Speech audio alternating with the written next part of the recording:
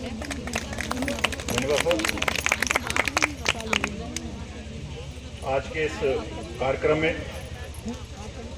जो पहली विशेष बात है वो ये कि यहाँ दो डिपार्टमेंट मिलकर काम कर रहे हैं, ICDS और बेसिक शिक्षा। तो ये दो डिपार्टमेंट एक साथ एक पंडाल के नीचे क्यों हैं? क्योंकि जिस विषय पर हम बात करने जा रहे हैं, संवैधानिक रूप से अब हम एक ही दिशा में काम कर रहे हैं। किसी भी राष्ट्र की उन्नति के लिए उसके बच्चे किस तरह की शिक्षा ग्रहण कर रहे हैं, ये बहुत जरूरी है। हमारे देश में भी समय समय पर बच्चों की शिक्षा को दिशा देने के लिए अलग अलग नीतियां बनती रही। किसी राष्ट्र के समय काल में क्या चीज महत्वपूर्ण है, उसके नीति नियंता जो तय करते हैं वो उसकी शिक्षा नीति में झलकता है। 1986 के बाद से जो पहला बड़ा कदम बच्चों के, खासतौर से जो छोटे बच्चे हैं, उनकी शिक्षा के लिए उठाया गया वो था राष्ट्रीय शिक्षा अधिकार नियम 2009, जिसके तहत बच्चों की शिक्षा को कानूनी जामा पहना दिया गया। यानी कि हर एक बच्चे को अब शिक्षा लेने का कानूनी अधिकार प्राप्त है और वो अधिकार उस तक सही से और सही दिशा में पहुंचे, इस पर लगातार कार्य किया गया। जो अब परिलक्षित होता है राष्ट्रीय शिक्षा नीति 2020, जो सबसे नए स्तर पर हमारे यहाँ जारी है। जुलाई 2020 में इसको पूरे देश में लागू किया गया है और उत्तर प्रदेश उन शुरुआती राज्यों में है जिन्होंने इसको अपने यहाँ पूरी तरह से अंगीकृत कर लिया है।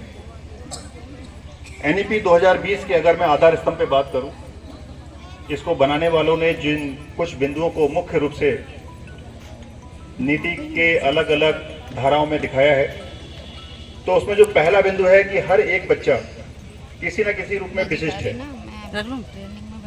तो उसकी जो क्षमता जिस क्षेत्र में विशिष्ट है उसकी पहचान की जाए और उसमें उसको विकसित होने का मौका पूरा दिया जाए।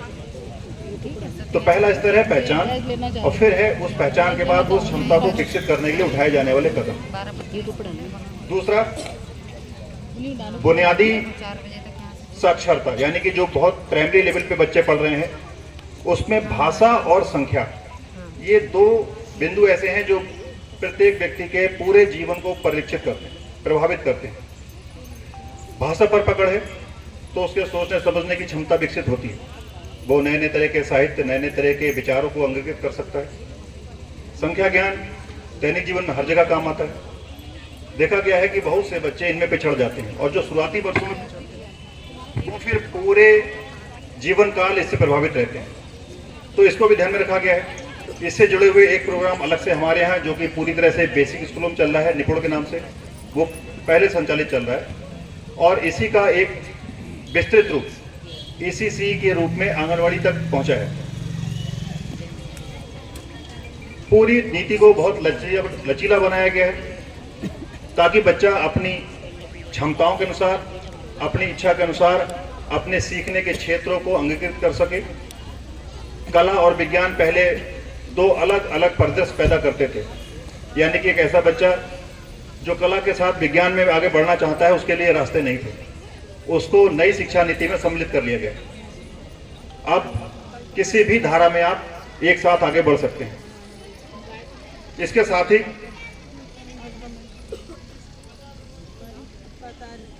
जो सबसे महत्वपूर्ण बिंदु इस NEP 2020 में शामिल किया गया है और जिससे अब हम सभी जानकार भी हैं, तकनीक के प्रयोग पे बहुत जोर दिया गया। यह तकनीक बच्चों के पढ़ाने से लेकर क्लासरूम के अंदर होने वाली एक्टिविटीज को, जो एडमिनिस्ट्रेटिव क्लास है, मॉनिटर करने के लिए, सूचनाओं का आदान प्रदान के लिए हर जगह पे इस्तेमाल किया जा रहा है। इन सभी बातों को ध्यान में रखते हुए NEP 2020 को विकसित किया गया है। पहले की अगर शिक्षा नीति की हम बात करें तो हमारे यहाँ ऑफिशियली जो बच्चों की पढ़ाई शुरू होती थी वो 6 साल से होती थी और 16 साल तक की पढ़ाई का एक ढांचा हमारे पास उपलब्ध था, यानी कि 10 वर्ष की पढ़ाई का, जिसमें बच्चा पहली क्लास से शुरू करता था और 10वीं तक, और फिर 2 वर्ष 11वीं 12वीं के।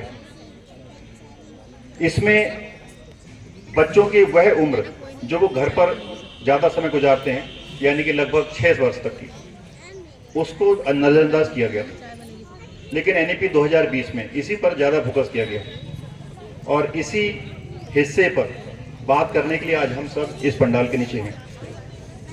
3 से 4, 4 से 5 और 5 से 6 वर्ष का बच्चा आपके आंगनवाड़ी केंद्रों पर पंजीकृत होता है, यानी कि 3 वर्ष।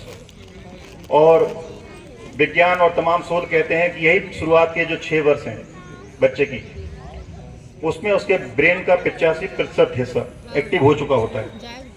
यानी कि अगर इस समय पे सही से काम किया तो वो अपने पूरे दिमाग का पूरा इस्तेमाल करना सीख जाता है और उसके बाद उसके आगे की पढ़ाई आसान हो जाती है।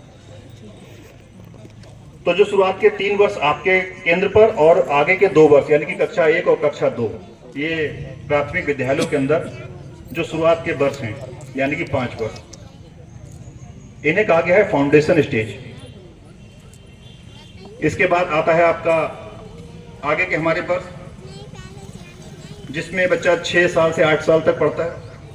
8 साल से और 11 साल तक ये आपकी हो गई सेकेंडरी और फिर मिडिल स्टेज। लेकिन हमारे लिए जो यहाँ पर बात करने का मौका है वो है फाउंडेशन स्टेज का। तो इसको सिर्फ निर्धारित नहीं किया गया कि बच्चा इस एज में पढ़ेगा, वो क्या पढ़ेगा इसको भी डिजाइन किया गया है। National curriculum framework foundation stage नाम से एक पूरा प्रपत्र तैयार किया गया है। हमारे जो शिक्षक साथी यहाँ बैठे हैं, उन्होंने अभी अगर FLN ट्रेनिंग में गए होंगे तो उनको ये प्रपत्र पूरा पढ़ने के लिए दिया गया होगा। वो सिर्फ उन बच्चों के बारे में बात करता है जो इस एज ग्रुप में पढ़ाई कर रहे हैं, यानी कि अपने उम्र 3 साल से और 8 साल के बीच में, यानी कि कक्षा 2 तक की पढ़ाई को फाउंडेशन स्टेज में रखा गया। उसकी पढ़ाई के लिए हमारे राज्य से बहुत सारे कार्य शुरू हो गए। हमारे आंगनवाड़ी केंद्र इसके अब गवाह हैं। कभी आंगनवाड़ी केंद्रों को जो भी सुविधाएं थी वो सिर्फ उनके विभाग की ओर से मटेरियल मिला करता, पर पिछले वर्ष से अब बेसिक शिक्षा विभाग भी अपनी ओर से बच्चों की पढ़ाई से संबंधित मटेरियल सप्लाई कर रहा है। और ये अभी फिलहाल पहले स्टेज में उन आंगनवाड़ी केंद्रों के साथ शेयर किया जा रहा है जो प्राथमिक विद्यालयों के कैंपस के अंदर हैं, जिनको हम अब को-लोकेटेड आंगनवाड़ी कहते हैं।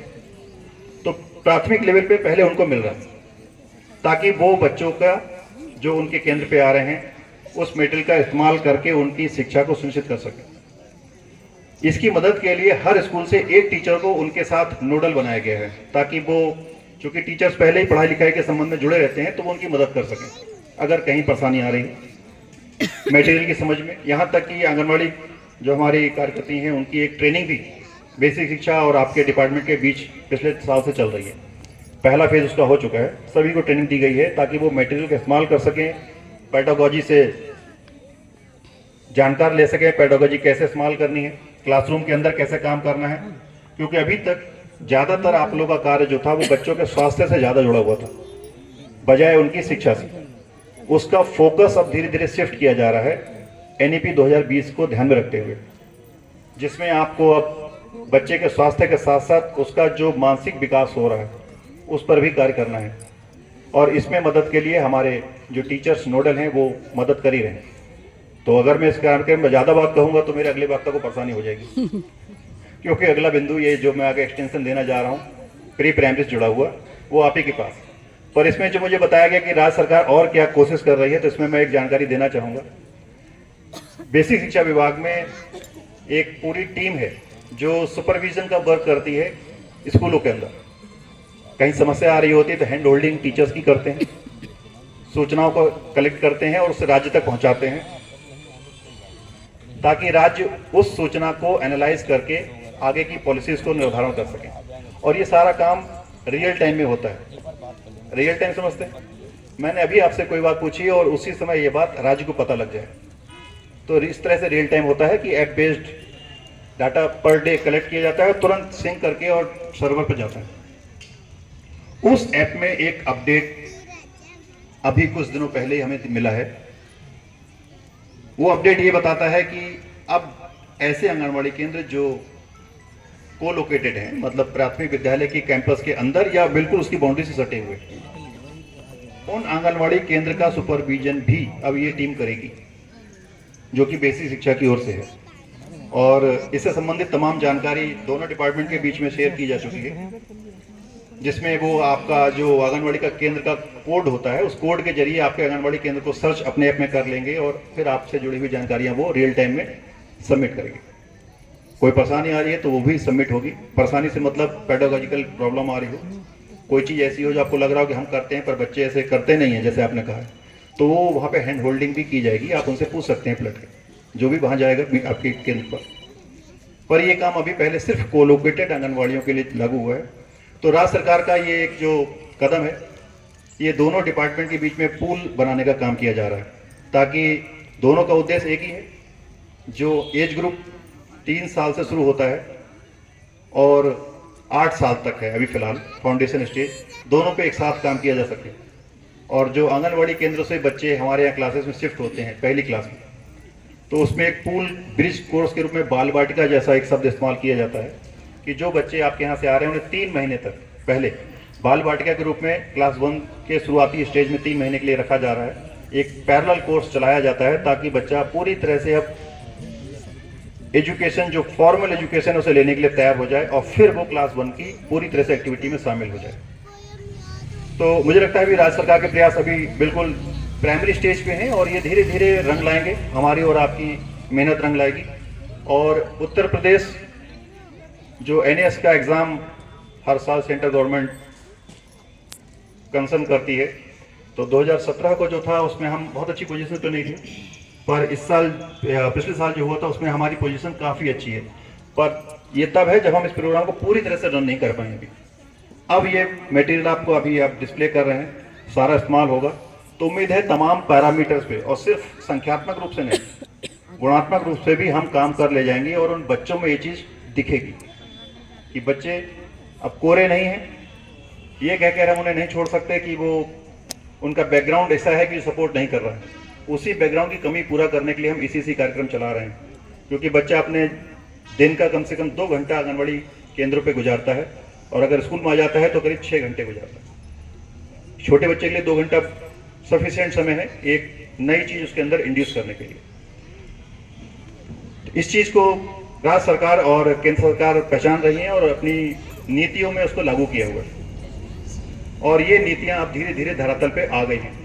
तो उम्मीद है कि जैसे जैसे समय गुजरेगा हम कहीं ज़्यादा बेहतर ना सिर्फ आंकड़ा देखेंगे बल्कि धरातल पे भी काम को देखेंगे। बाकी एडमिनिस्ट्रेटिव जो भी समस्याएं होंगी उनका भी निराकरण धीरे धीरे किया जाता रहेगा